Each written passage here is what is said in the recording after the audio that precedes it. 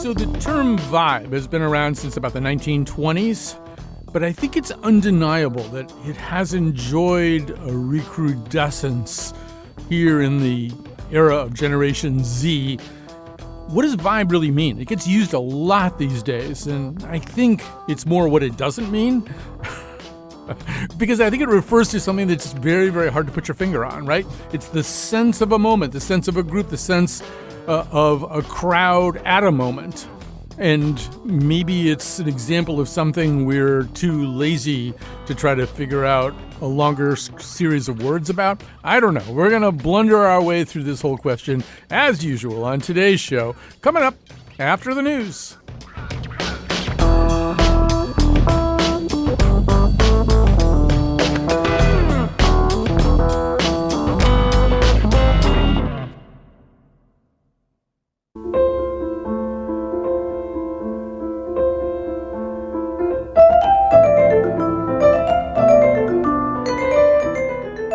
Let me try to explain this episode of this show. It's a word in particular whose use I've been noticing for a while.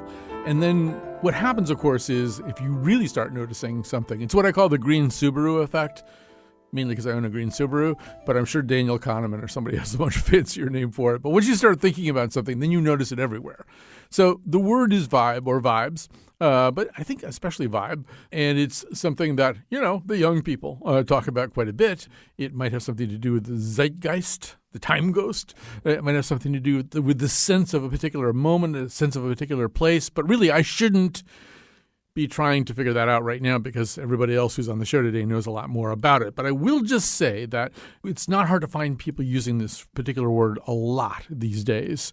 And in particular, one of our occasional producers, I hope she's even more than an occasional producer at some point, and also my former student who's with us right now, Eda Uzunlar. She delighted us and amused us when she produced an episode of the show. And in the outline that she developed for the show, she actually listed for each segment of the show what the vibe of that segment was either going to be or likely to be. So, for example, the vibes for the first segment were chill, funny, questioning, but a little bit of poking fun.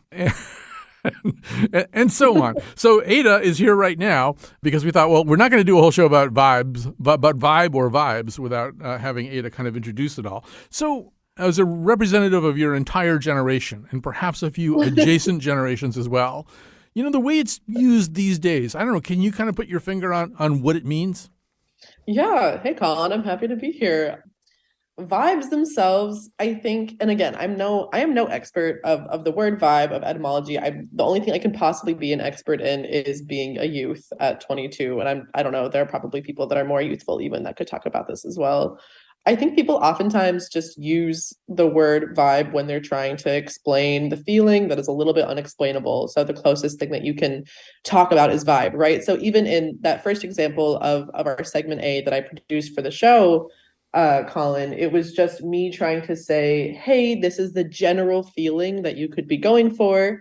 Let me try and describe it, right? Without saying, you're going to be doing this, you're going to be poking fun, you're going to be relaxed. Because who knows if you actually will be. Here's just kind of what we're aiming for, right? And that's how we define it when we're talking in a group and we're saying, what are the vibes for tonight? The vibe here is off. The vibe there is something, is kind of trying to describe the indescribable.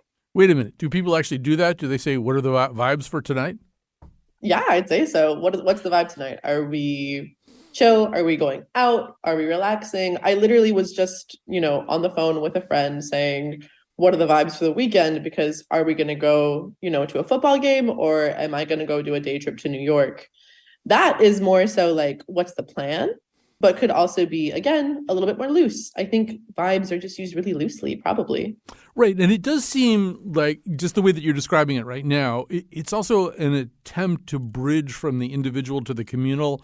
Now I'm really doing a lot of NPR wussy talk here right now, but just in the sense of, okay, this is how I feel. Do you feel the way that I feel? I mean, that sounds like the question you're kind of asking, and maybe the statement you're kind of making when you use it affirmatively, right? The vibe is, and that means this is the way that I feel about the way that a group of people might feel. Yeah, big time. I mean, I think that's a huge part of it, right? A vibe can be so subjective, but the reason that I was okay with using it with y'all was because I felt like I kind of understood the dynamics of the Colin McEnroe show team. Because if I didn't know anything about you, you were my professor after all, or anything about any of the other producers, I probably wouldn't say here are the vibes because that could be totally misconstrued. But because I felt like I understood your vibe in the first place, I was okay with saying it. So it definitely does take it from the individual to more so here's the collective, here's how I know that we can understand this feeling together. So I'm going to use this term. All right, I can't walk out of the studio without asking you, what is the vibe of either the show or me or the group, or in other words, what is it that you're referring to? I think in terms of describing y'all, it's just that you understand each other. You get that there is a type of comedy that, the show uses, a type of cadence, pace. You're all really used to each other. And so I could kind of pick up on that when I came in and I said, okay. I get y'all's vibe. You get what I'm saying? Right. I think probably, the part of the vibe that you might have been missing is he's driving us all crazy. Yeah, I didn't want to say that on air. Colin's insane. He always was, even in class. And we're going to roll with it. So one of the things that, and I think Lily Tyson pointed this out to you, I had just noticed in either TechCrunch or Gizmodo or someplace like that Google Maps, if you look up a new neighborhood, it's going to tell you the vibe in that neighborhood. So let's say the vibe turns out to be that you're going to New York next weekend. Well, if you, look up, say, I don't know, Hell's Kitchen or something, it's going to tell you the vibe. What would be your reaction as a representative of your entire generation to something like that? As a rep of all of Gen Z, yeah. I honestly think that is kind of a wild take, right? Just because I think it's a perfect example of taking the subjective and trying to move it to the collective, but I'm not sure that actually works because I don't think the folks at Google are necessarily going to be great representatives of everybody to be able to move the feeling into the collective. Okay. So if I'm going to New York, right? And let's say I go to Bushwick and I look up on the map the exact bar or wherever that I'm going to go, the vibes that Google points out could be, fun and young and up and coming, which is for other people who aren't part of the Google tech collective, just another term for gentrification, right? And that wouldn't be how that feels for them. So I'm not sure that's super successful on Google's end. And, nothing against the folks there. I'm sure they're doing their best. But again, it's the subjective into the collective. I don't really know if it would work out. Nor do I know if I would take Google's recommendations. You know what I mean? I'd probably ask someone who's actually in Bushwick. Well, now you're making me think also that, or making me wonder whether, in fact, your generation, which has been the laser-like focus of a whole bunch of algorithms and data mining and stuff like that. I wonder if Vibe is in some ways a reaction against that. It's kind of like, oh yeah, Google and everybody else with your algorithms.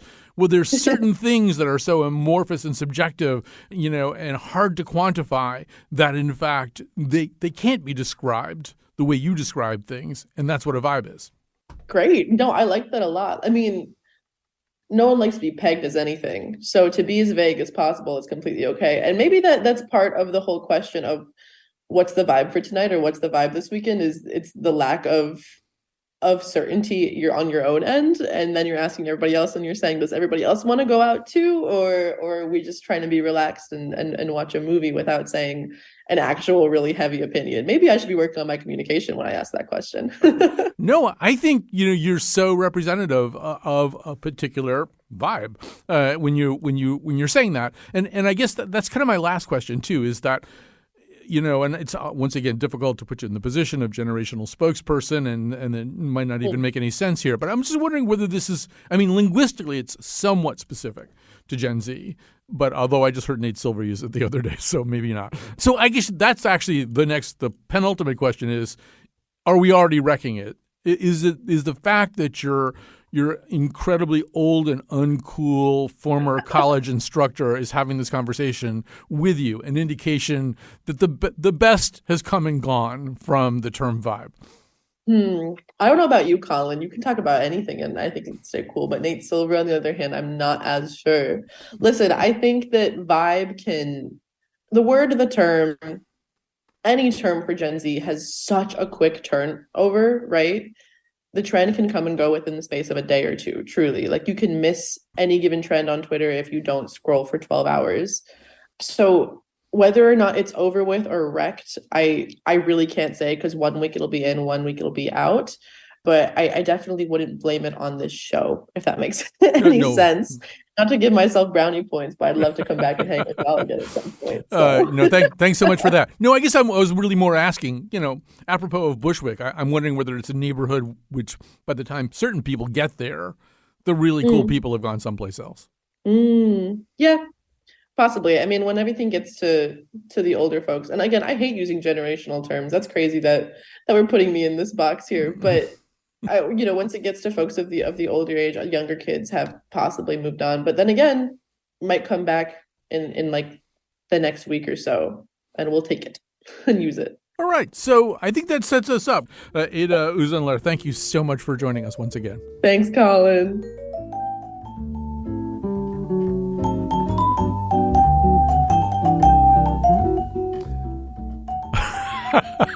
I wasn't even going to explain this, but all through the show today, we are using vibes music, vibraphone music, just to be further annoying. All right, so it's very hard to follow Eda, but if anybody can follow Eda, Ben Zimmer, a linguist, lexicographer, and the word on the street columnist for the Wall Street Journal, can do it. He's been with us before. I think, Ben, we happened to catch you right around a time when you are, in fact, working on a piece about this very topic. Yeah, that's right. I had been noticing, the rise of its use, all of this usage of this term vibes. And, my son, who's 16, he's a proud member of Gen Z. He's also a political junkie. And so he will say, well, this candidate had moderate vibes, but that wasn't enough. And, so vibes are everywhere, whether we're talking about the political situation now or, music, the economy, whatever, vibes can apply. Right. So, and in fact, Rolling Stone said that John Fetterman was a vibe. I'm not exactly sure how that incarnation took place. But yes, Kat, this is going to be A2, but here's the aforementioned Nate Silver doing exactly what Ben is talking about, A2. It's kind of the situation where the vibes overtook, I think, more rational analysis. So blame the vibes. And I don't know, Ben, I feel as though when the political sector starts talking about this, when panel discussions on This Week on ABC or something, they start talking about vibes, that might, to the point of the previous conversation, mean the neighborhood isn't so trendy anymore linguistically, that this is a term that used to be maybe an insider term for a generation that much more stodgy and older people are starting to sling around. Oh, absolutely. I mean, that often happens in the life cycle of a slang term. When it gets recognition by folks who might not be so hip after all, then that slang term can lose its cachet. We see that happen a lot. But I mean, what's fascinating about vibes is that, of course, it started in the sense that we use it back in the 1960s. It was this countercultural term that those boomers used back in the 60s. And it's had this sort of cyclical nature. So we're seeing a return to it. Obviously, the meaning has shifted. We might even call it a vibe shift.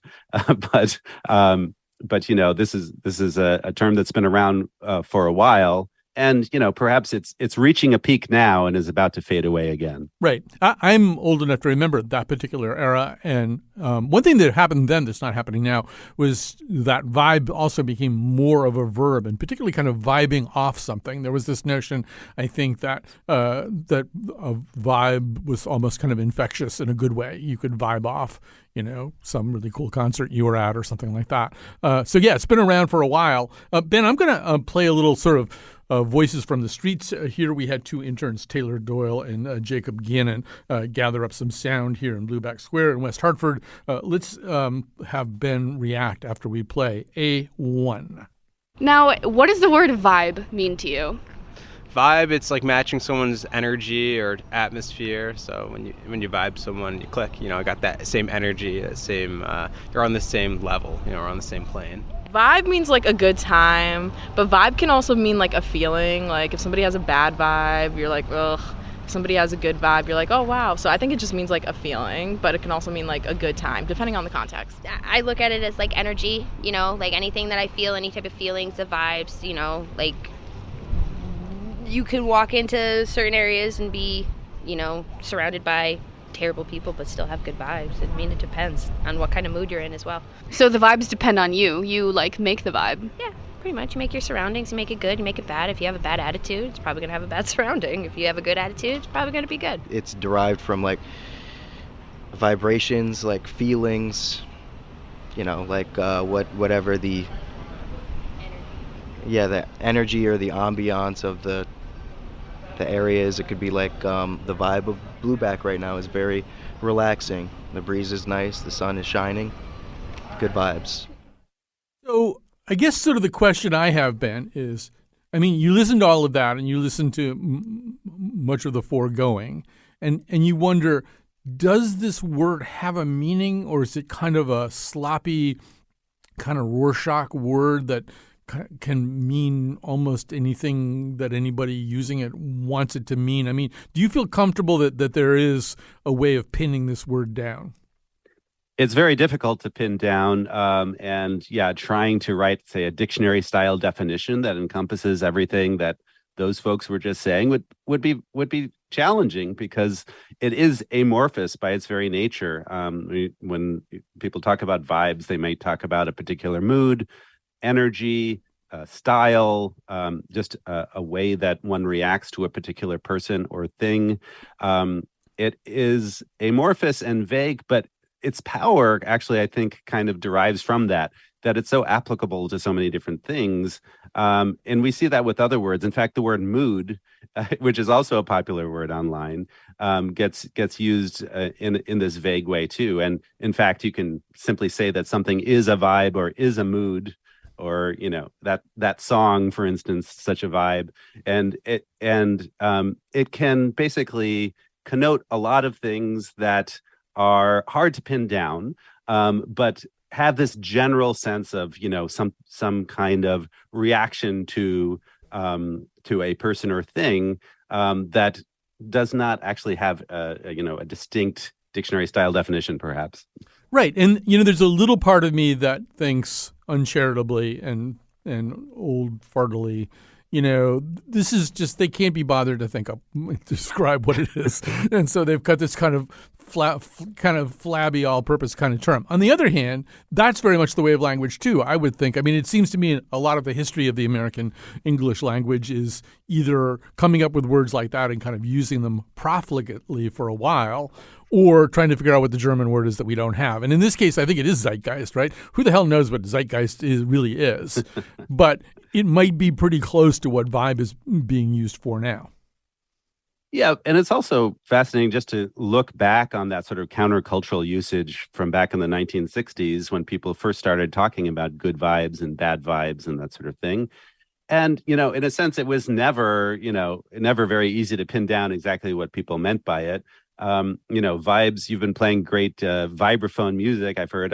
Vibes, was a shortened form for the vibraphone for that instrument going back to the 1930s. And then in the 1960s, it starts showing up in sort of underground publications where it's shortened for vibrations. And we start seeing it in 1966, right around when the Beach Boys put out Good Vibrations. And so there's this kind of, loosey-goosey sense of the vibrations that a person or thing can give you, and you vibe off of that person. And so what we see now, it's an extension of that, and people are using the noun and the verb in creative ways.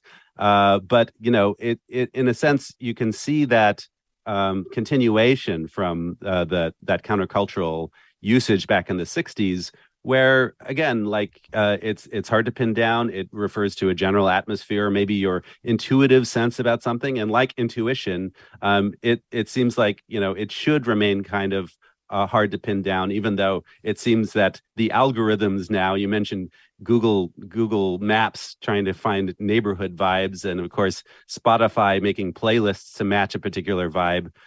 We now have sort of algorithmic approaches to vibes, but I don't think the algorithms will ever quite succeed in something that feels so intuitive and subjective. So you're saying that today Potter Stewart would have said, I don't know what pornography is, but I know the vibe.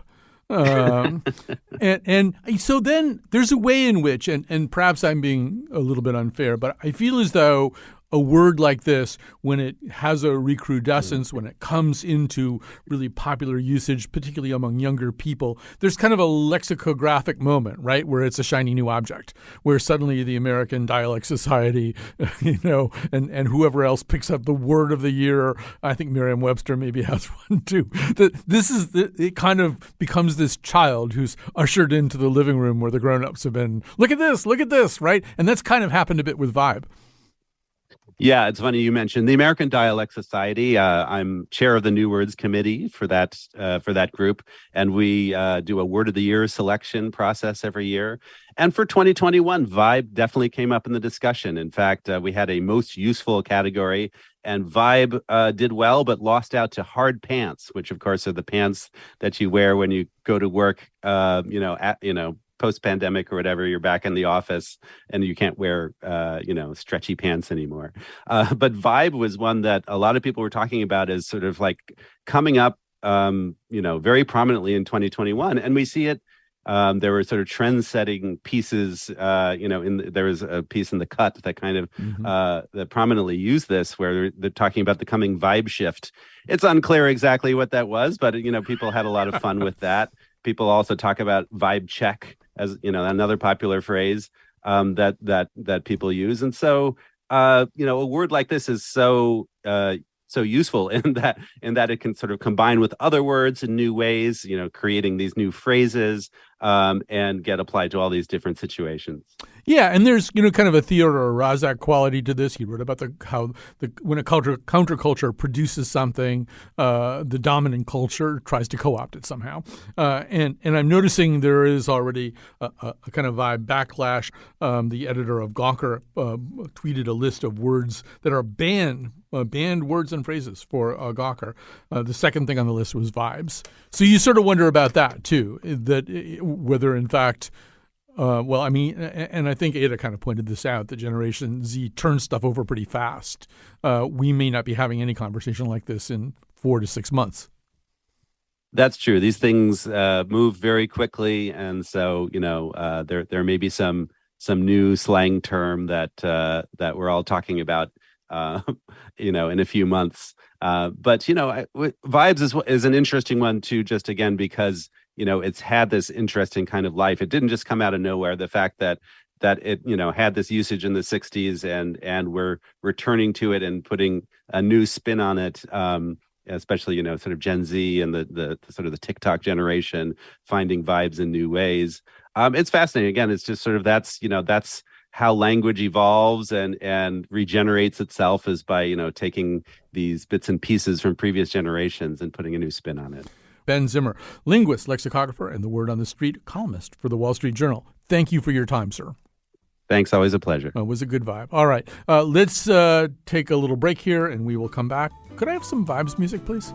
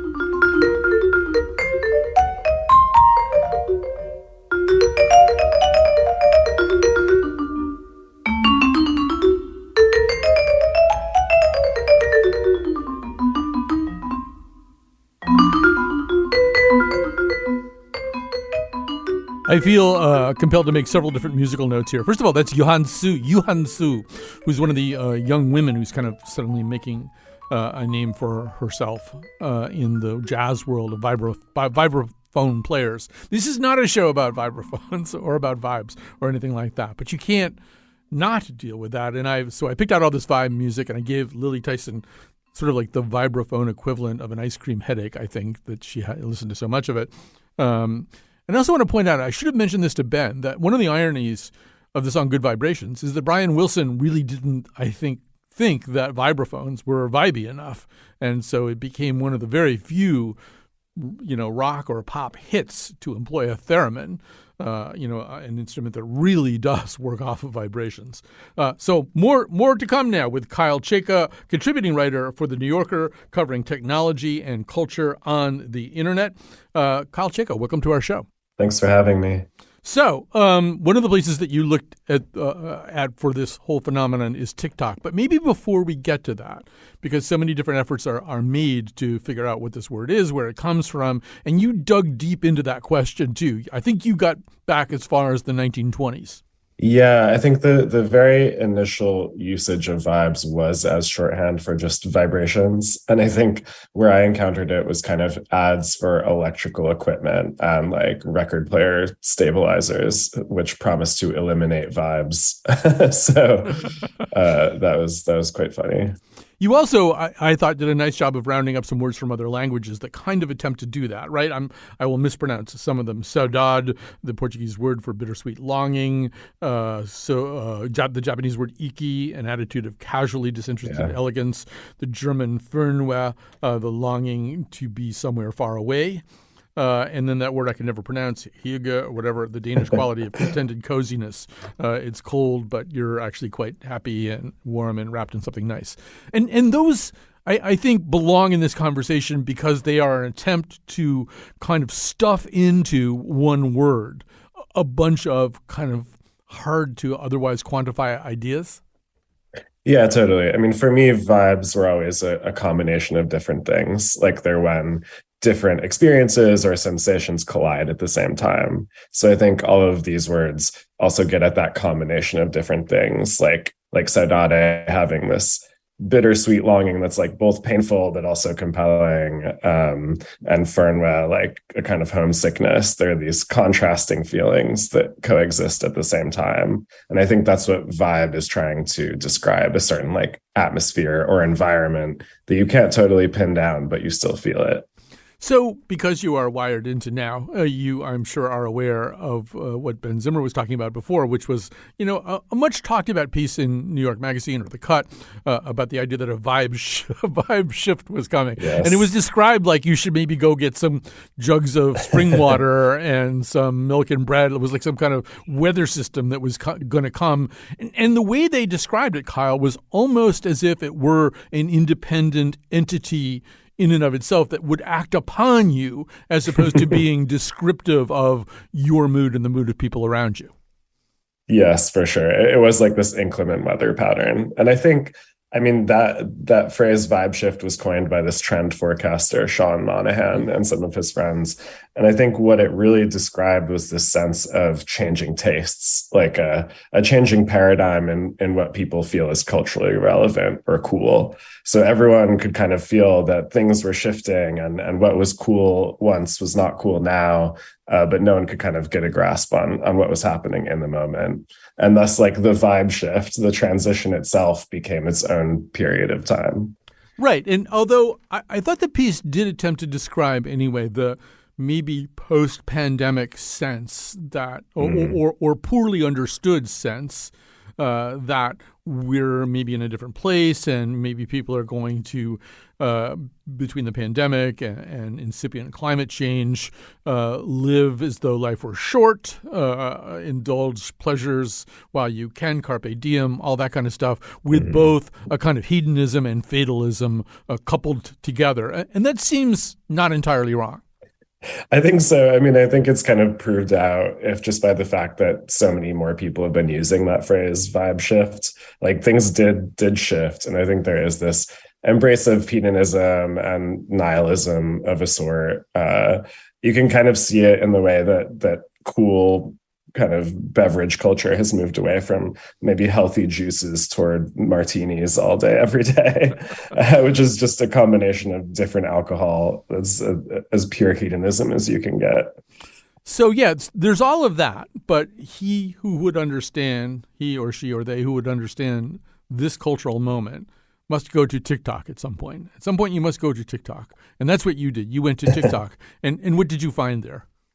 For sure. I mean, I think I first observed the prevalence of vibes on TikTok. I had not used the platform too much in the pandemic, but circa late 2020, early 2021, I started using it. And I noticed all these videos that people were taking that didn't really document anything in particular, but they were kind of a montage of banal sights and sounds, like different shots of a living room or shots of a busy street in the rain. And they often had music playing behind them. And to me, those were like vibe videos. Like they were trying to capture this atmospheric moment. And the point of the video was to capture the vibe. It wasn't to tell a story necessarily. It wasn't to communicate a message. It was just to say like this atmosphere, this moment is very appealing to me. And then to capture that and distribute it to other people. And I loved watching them. Kyle, do you think it was always an attempt to capture the sense of the moment, or was there something aspirational about it as well? I mean, some of the ones that your piece directed me to, I looked at it and I thought, it's almost as if the maker of this video is saying, wow, if I show my mug and the view out my window and I put some Sufjan Stevens music behind it, you know, I will be describing a place a place emotionally and ontologically, a place I want to be in. And then that becomes true because it was on TikTok. Yeah, I think so. I mean, some of them are definitely aspirational. Like they kind of are an evolution of those Instagram marble tabletop shots or mood boards where people took a shot of all of their prized possessions, but instead it's capturing the atmosphere of a room or the elegant food you're making or the drink you're making. So I think in a way it was to show off a little bit, but they are also real scenes. And I think the ones I liked the most were the ones that were kind of ambivalent, not exactly aspirational or fancy, but just kind of a moment in nature or a moment on the street, or even a very strange moment, like looking at the moon over a lake or something. And they were just more about mood than any specific content. So, you know, one of the sort of fallacies of social media life is the fallacy of, all right, well, I'm just going to put this out there. And that's that, you know, I'm just going to put this out there and then people will look at it and that's fine. And that's kind of the totality of what happens. And this is going to set up our final segment with our final guest a little bit too. But there's also, I think, a reality that, you know, he who can understand vibes, or the company that can understand vibes, quantify them, use them, harness them, figure out what's going on in all these TikTok videos, figure out how that, you know, melds with other kinds of consumer behavior. There are people out there who would want to harness for commercial or other nefarious purposes this lovely, cloudy idea of the vibe, right? Mm-hmm. It doesn't just stop with your TikTok video. No, I think whenever something goes mainstream enough, there's a bunch of companies and marketing agencies who really want to jump in and commodify it. So I think you can see like brands have vibes as well. I think like they are combinations of aesthetics and sounds and ideas. So you can see some brands kind of adopting the mood board approach or the vibe approach to what they put out into the world, particularly online. But I think vibes, what's special about it or unique is that you can't totally capture it. You can't pin it down. Anyone can participate by looking around them and kind of appreciating what's going on. So I would hope that vibes are somehow somewhat uncommodifiable, but that's usually a lost hope. At every big company, Kyle, there is somebody trying to nail a blob of Quicksilver to the wall. And right now it might be vibes. So I'm going to say 3 horrible words to you, Kyle. Super Bowl ads. See how often we're told that Lincoln Navigators really fits your vibe, right? And that's when we'll know, presumably, A, that yes, this has happened, but B, probably that the concept is nearly dead. Tie a toe tag on vibes. Yeah, I think so. I mean, the moment that it becomes like semantic satiation, the word vibes suddenly means everything and nothing at the same time. I think we're getting to that point. I think Vibe Shift definitely put something of a cap on that. But I think despite the word itself being kind of cliche at this point, the idea itself persists and will persist forever of just kind of appreciating a mood or an atmosphere rather than the thing itself. I think that is a very beautiful place to stop. Kyle Chayka is contributing editor for The New Yorker, covering technology and culture on the internet. In 2021, Kyle wrote TikTok and the Vibes Revival. Seek out that piece and other work by Kyle. Thanks for being with us. Thank you. It was All right, fun. we've got one more segment to go. And I think I may not fully understand all of the work that our final guest has done because there's like a lot of math. But I think we are going to take a turn in a very different direction.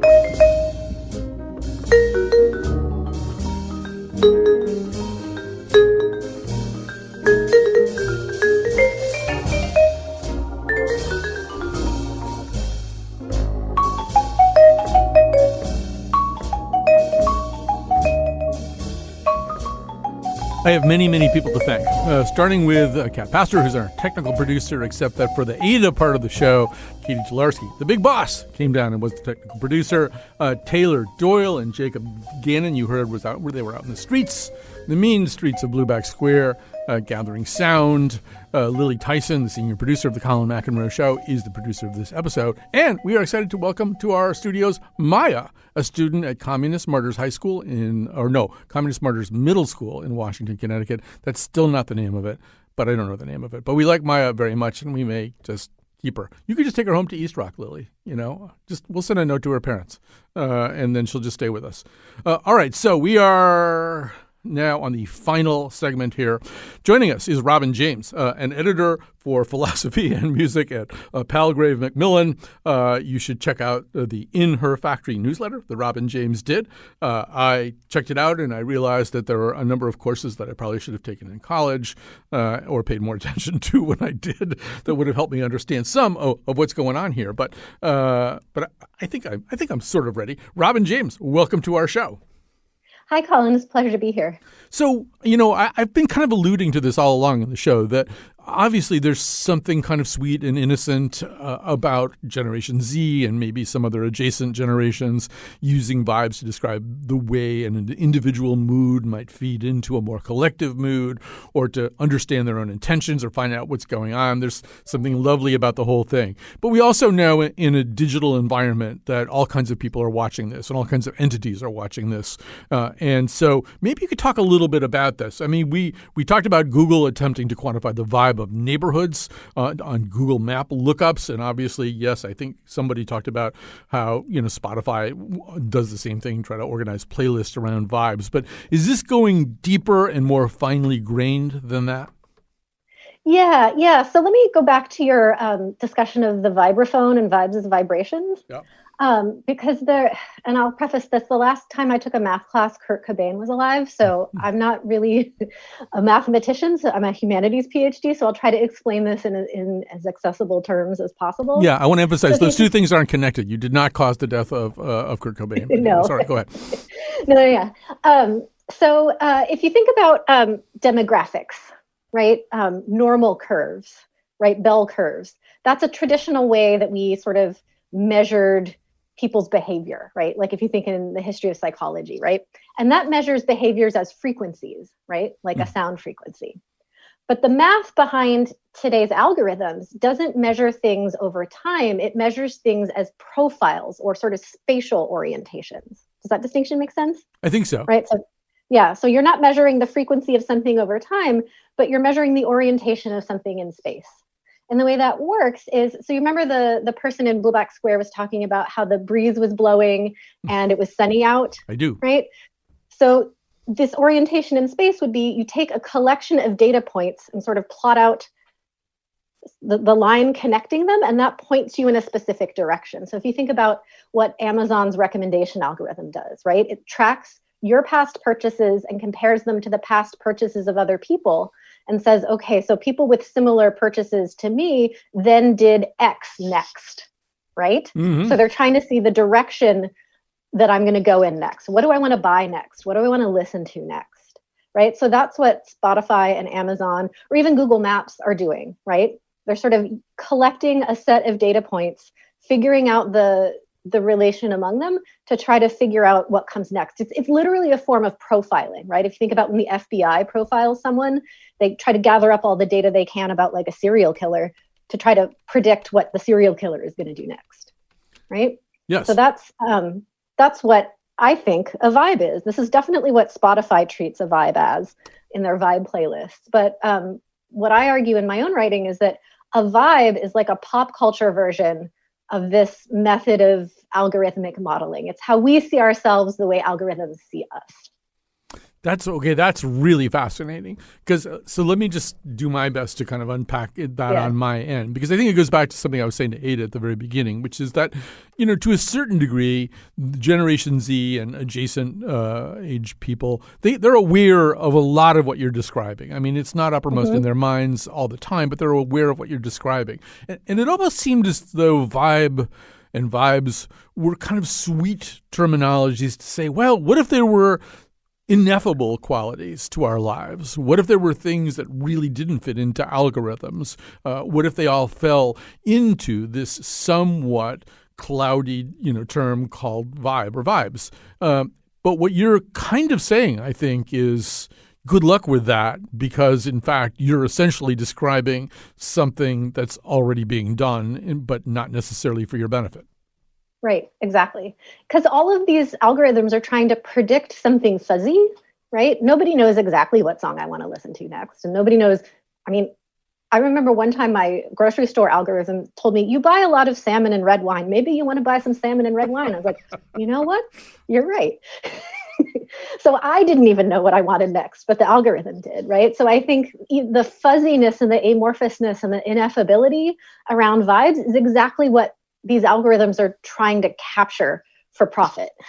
Right. We had a big debate in the class that I teach about whether or not Alexa is actually listening to us all the time, because sometimes I will say something in front of Alexa and then be offered it, 2 or 3 hours later in the middle of some kind of online thing. But I think the truth is that's not what's happening. It's simply that what I'm saying in front of Alexa represents my less than fully conscious understanding of where I am and what I'm doing and what I want and what the next thing I want is going to be. That's kind of what you're describing. Yeah. And there's even a sense of this in TikTok culture, right? So there's some TikToks that say, if congratulations, you've landed in queer techno TikTok, right? It's like the algorithm tells us things about ourselves and by tracking our own past behavior that we might not have even sort of registered yet consciously. But right? So that sense that the algorithms get us better than we do is definitely out there in the culture.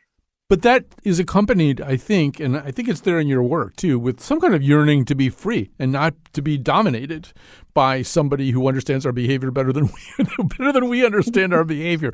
Could you talk a little bit about that? The notion of free will and freedom, is it obliterated by the ability of algorithms to understand our vibe, something that we have consciously, a term we've almost consciously used to describe something we don't think can be delineated piece by piece?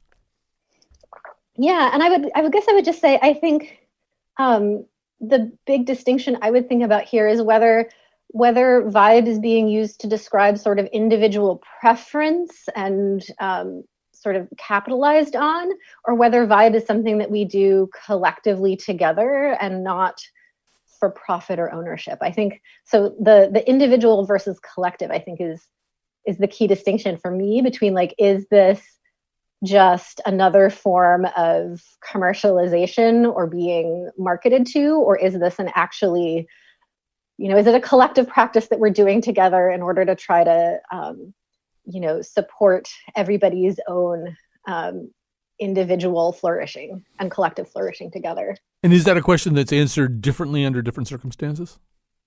Well, I think So going back to the history of the term vibe, one thing we didn't talk about was its use in African-American vernacular and African-American popular music. Yep.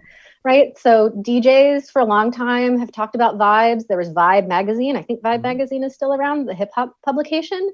Right. So there's definitely a sense in oppressed communities, especially African-American communities, of vibe as somehow being a sense of belonging or being together or being in community. And I think that's a very different sense of vibe than today, right? Because the whole point of the algorithmic math is to be able to sort of individualize and personalize feeds, right? So if we want to talk about the vibe shift, a lot of what that vibe shift article was about was the shift from sort of having a monoculture, right? You know, that here's the norm, here's the dominant trend in society, to a context where now there is no dominant trend. Everybody's just sort of pigeonholed down their little personalized algorithmic feeds. Right. Yeah. So, and to that point, I mean, most of us see a lot of what you're describing as fairly benign in nature. I mean, I kind of like the fact that Tidal, I use Tidal instead of Spotify, but the Tidal says, hey, you know what? I think you're going to like these next 3 or 4 songs. And I think, oh, yeah, you know what? Tidal or Carter family or whoever is running things. I do like those songs. And so that's nice, right? And they have probably, you know, in a pretty crude, well, not crude, but not in a lovely, humanistic and nuanced way, kind of figured out what I like, but just they figured out what I like. But that's fine because I want to like more things. I want to have more things that I like. But I feel like with a philosopher at my disposal for the next 2 or 3 minutes before the show ends, I want to come back to that question of free will. I mean, really, we want to be as much in control of our behavior as we can, I think. Maybe I'm assuming facts not in evidence there, though. Yeah, I just would flip it around, and rather than thinking about individual freedom, I would think about structural inequity, right? Because the same sorts of techniques that Spotify or Tidal are using to tell you what you would like to listen to next are being used to decide like who gets parole or not, right? So yeah, it is nice to have, you know, my YouTube feed supposedly recommend me videos I want, even though we now know that YouTube's suggested videos is like a highway to right-wing radicalization these days. So I just want to think about how the algorithms are built and trained upon data from our racist and sexist and unjust society, right? So I think the bigger question is less about sort of my own individual control over myself and the way that these algorithms are sort of reinforcing and hiding these long-standing structural inequities. Well, now you're getting real scary, and it's getting towards Minority Report, right? Now we've got these people lying in tanks of water, and they're saying, you know what, Harry? These people in the tank of water over here, they've been looking at your vibe, and they're pretty sure you're going to kill somebody. So we're going to arrest you right now. And obviously that's a sort of an exaggeration. Nothing is fully an exaggeration anymore, but that's sort of an exaggeration. But that would be the most, disturbing aspect of this. If somebody can algorithmically quantify something that we think is unquantifiable, you're saying they may use that to increase their power. They do that today, right? With sentencing algorithms that try to predict recidivism rates, right? Will this person predict a crime again? And you just wonder, they're trying this out on incarcerated people now. When are they going to expand it out? To the rest of us. And that's the scary thing, I think. So we're almost done, Robin, but now I'm thinking, sure. I think I see an income opportunity for the two of us where we sell people fake vibes, that they can then represent as their own vibes in order to achieve less control of themselves by outside influences. I think we could get rich. Probably. Yeah, people would probably say we were very cynical, though, so it's not worth it. All right, Robin James is editor for philosophy and music at Palgrave Macmillan. Thank you so much for talking to me. Thanks for having me. It's been fun. All right, and I hope the whole show's been fun for the people who listened. And now, when the kids, when those whippersnappers like Maya from Communist Martyrs Middle School start talking about vibes, at least you'll know what they're talking about, kind of, except you really won't.